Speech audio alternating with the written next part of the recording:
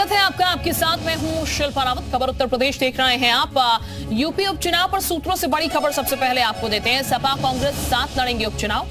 आपको ये बता दें, सपा 7, कांग्रेस 3 सीट पर लड़ेगी चुनाव। यूपी में 10 सीटों पर उपचुनाव होना है और 21 जुलाई को लखनऊ में कांग्रेस की बैठक। कांग्रेस जिला अध्यक्षों को बुलाया गया है। चुनाव वाले जिलों के अध्यक्ष बुलाए गए। उपचुनाव पर जिलों अध्यक्षों से चर्चा की जाएगी। तो कल ये बता दें आपको, बीजेपी की भी बैठक हुई थी। सीएम योगी आदित्यनाथ ने भी उपचुनाव को लेकर बैठक ली थी और अब बड़ी खबर ये सामने आई है कि यहां पर सपा और कांग्रेस जो है उपचुनाव भी साथ लड़ते हुए नजर आएंगे। 10 सीटों पर उपचुनाव होना है और इसके साथ ही सपा 7 सीटों पर लड़ेगी, जबकि कांग्रेस 3 सीटों पर चुनाव यहां पर लड़ती हुई नजर आएगी।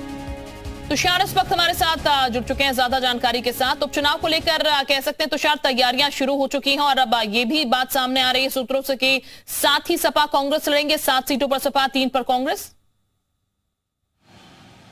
बिल्कुल, देखिए फार्मूला लगभग तय हो चुका ही हमारे सोर्सेज बता रहे हैं, क्योंकि देखिए कांग्रेस ने हरियाणा और महाराष्ट्र में समाजवादी पार्टी को सीट देने को तैयार हो चुकी है और अब समाजवादी पार्टी यूपी में कांग्रेस को सीट देने को तैयार हो चुकी है। 7 और 3 का फार्मूला तय हुआ है। 7 सीटों पर समाजवादी पार्टी और 3 सीटों पर कांग्रेस चुनाव लड़ सकती है। इसमें गाजियाबाद की सीट है और इसके अलावा मझवा जो मिर्जापुर में है उसकी एक सीट है और एक तीसरी सीट अभी निर्धारित नहीं हुई है। इन 3 सीटों पर कांग्रेस चुनाव लड़ सकती है और तो वहीं समाजवादी पार्टी 7 सीटों पर लड़ेगी। आपको बताऊं तो भारतीय जनता पार्टी ने भी उपचुनाव की तैयारी पूरे जोर शोर से कर रही है। कल ही सीएम योगी ने मीटिंग की और मीटिंग में जो प्रभारी मंत्री हैं, जो उपचुनाव की जहां पर सीटें हैं, उन प्रभारी मंत्रियों को वहां पर भेजा है, उनसे फीडबैक लिया है और कहा है कि आप हफ्ते में 2 दिन वहीं पर रात्रि विश्राम करेंगे।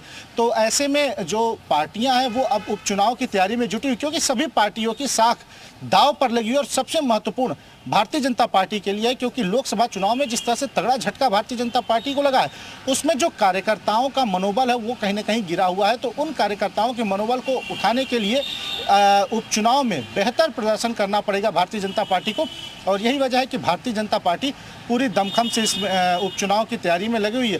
दूसरी तरफ अगर देखिए तो समाजवादी पार्टी के लिए भी, क्योंकि समाजवादी पार्टी और जो कांग्रेस का गठबंधन हुआ है वो इस शर्त पे हुआ है कि हरियाणा और महाराष्ट्र में समाजवादी पार्टी को कांग्रेस सीट दे, जिससे कि समाजवादी पार्टी के पास अभी अगर देखिए तो राज्य स्तरीय पार्टी का दर्जा है और अगर वो बाहर चुनाव लड़ती है तो फिर राष्ट्रीय पार्टी का दर्जा मिल सकता है। समाजवादी पार्टी इस वक्त पूरे देश में तीसरे नंबर की सबसे लार्जेस्ट पार्टी है, तो ऐसे में उसको बाहर लड़ना चुनाव पड़ेगा और इसी वजह से जो कांग्रेस है उसके साथ लगभग बातचीत तय हो चुकी है। हरियाणा और महाराष्ट्र के सीटों पर चुनाव लड़ेगी कांग्रेस के साथ। बिल्कुल तुषार, आप बने रहिए हमारे साथ। तुषार, मैं वापस आपके पास लौटूंगी, कुछ और जानकारी भी आपसे लेंगे। बहरहाल